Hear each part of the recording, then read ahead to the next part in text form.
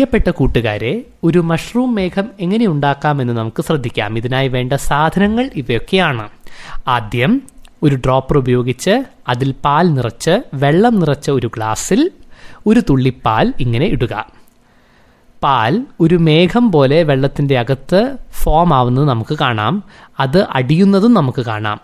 High density drop ഒരു law density ഫ്ലൂയിഡിൽ ഇങ്ങനെ ഇടുമ്പോൾ ഈ പ്രതിഭാസത്തിനെ പറയുന്നത്, അതിൻ്റെ പേര് റാലെ ടേലർ ഇൻസ്റ്റെബിലിറ്റി എന്നാണ്.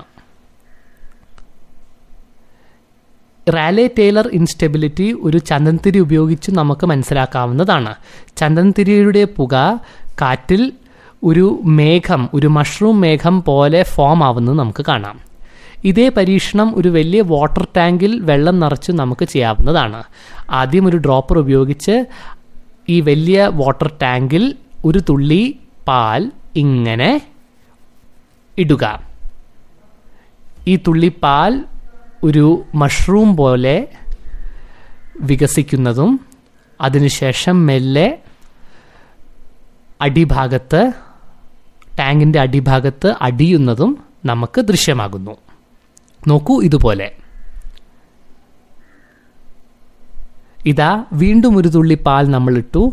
അതൊരു മഷ്റൂം പോലെ ആകുന്നു. പിന്നെ മെല്ലെ അടിഭാഗത്ത് അടിയുന്നു. അതിൻ്റെ ഡയമീറ്റർ കൂടി അത് അടിഭാഗത്ത് അടിയുന്നു. അപ്പോൾ എങ്ങനെയുണ്ട് നമ്മുടെ മഷ്റൂം മേഘം എന്ന പരീക്ഷണം?